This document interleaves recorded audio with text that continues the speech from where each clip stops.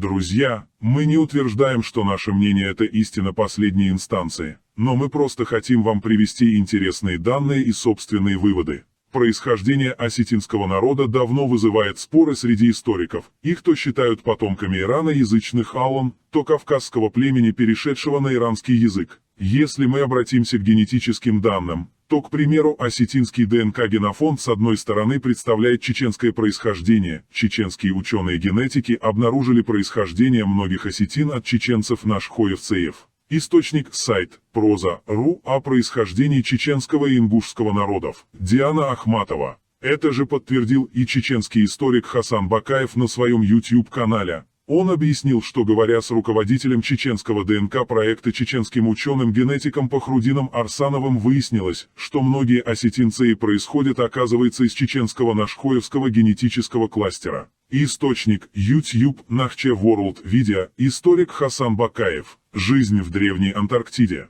Выпуск 75, 4 часть 72 выпуска.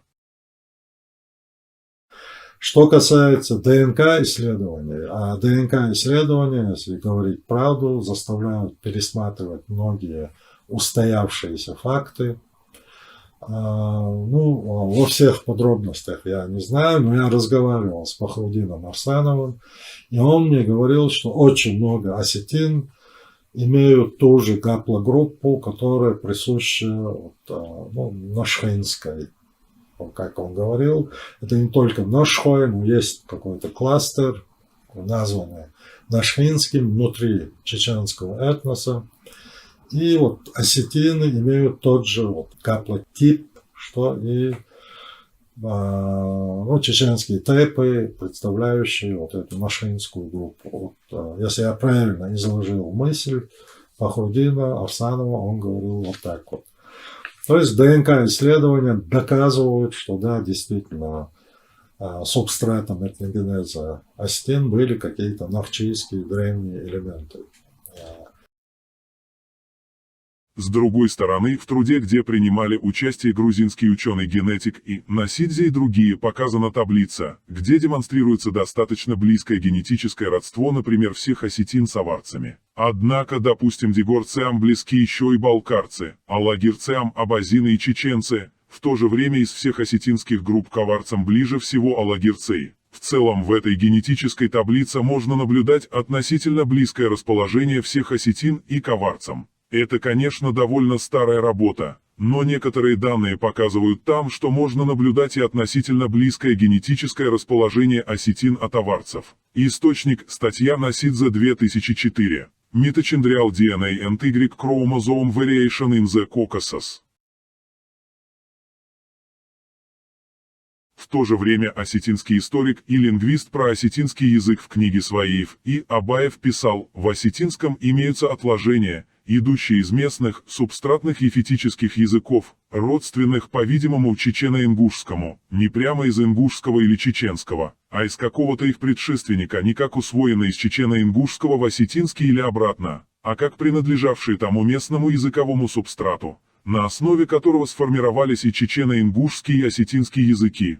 Ряд схождений ведет от чеченского прямо к осетинскому, минуя ингушский. Мало того, некоторые из них связывают чеченский с западным, дегорским диалектом осетинского языка, минуя иранский. Все вместе это указывает на большую древность и глубину осетино-вайнахских связей. Источник – книга В. И. Абаев. Осетино-вайнахские лексические параллели. 1959 год. Осетинский историк же и лингвист Тамерлан Камболов ко всему объяснял, что в осетинском языке было выявлено около 350 осетино-чеченских, 350 осетино-ингушских и 25 осетино-бацебийских параллелей. Причем есть прямые параллели осетино-чеченские, минуя ингушские в дегорском диалекте осетинского языка. В параллелях осетино-дагестанских было выявлено около 900 параллелей. Это все нам намекает на проживание предков осетин в более восточном направлении от нынешнего ареала. А основные лингвистические параллели выявлены с аварским языком, подметил Камболов. Источник – YouTube Айристон ТВ.